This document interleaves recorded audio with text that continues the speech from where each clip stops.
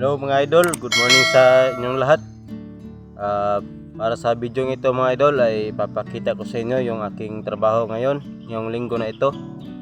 Kung nakita sa likod ay maraming nyug kasi maglalagay ako ng asin sa nyugan dito mga idol. Ito yung sideline ko, trabaho ko ngayon. Tapos 20 sako yung kailangan kong ilagay dito mga idol kasi medyo malaki itong nyugan na ito mga idol. At ako lang isa yung magtatrabaho mga idol mula pagkakarga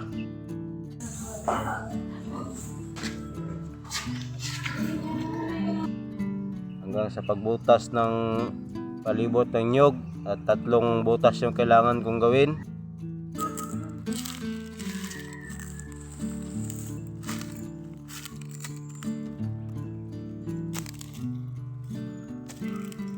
Tapos ako din yung maglalagay ng asin.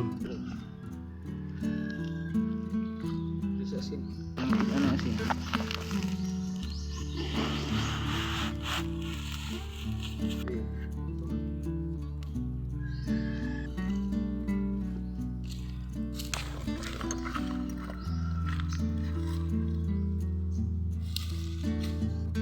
Lahat ng trabaho sa paglalagay ng asin mga idol ay ako lang mag-isa yung gagawa.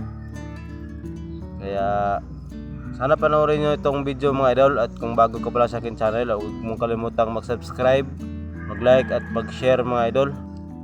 Yung ibang nyog dito mga idol ay napakatigas na ng palibot ng puno kasi matatanda na.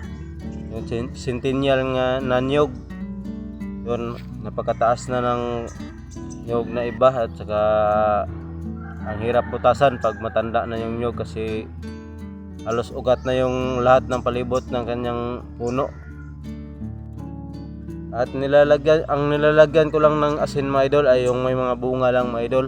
Tapos itong maliliit ay hindi na pinapasalihan ng paglalagay ng asin, yung may bunga lang. At binibilang yung bawat puno nito mga idol kasi ang pasahod dito mga idol ay per puno. Hindi ko palang alam kung magkano yung per puno, pero yung may-ari nito mga idol ay ano ko lang din, yung tito-tita ko, kaya sila nang bahala kung magkano ibigay nila sa akin para may ano lang, may bigas, may pang-ulam. Yun. Naubos ko na yung 20 sako mga idol at kulang pa yung asin, kaya nag-order ulit ako ng 10 pang sakong asin para matapos na ito lahat. Kasi nasa mga 400 puno ang kailangang lagyan ng asin dito mga idol. Pagkarami at ano nito, siguro nasa mga 2 hektarya din tong lupa mga idol. At nasa mga 400 na puno yung nyog dito. Ayan mga idol, maraming salamat sa pagsubaybay ng aking video. At sana ay huwag mong kalimutang mag-like. Maraming salamat mga idol, at hanggang dito na lang.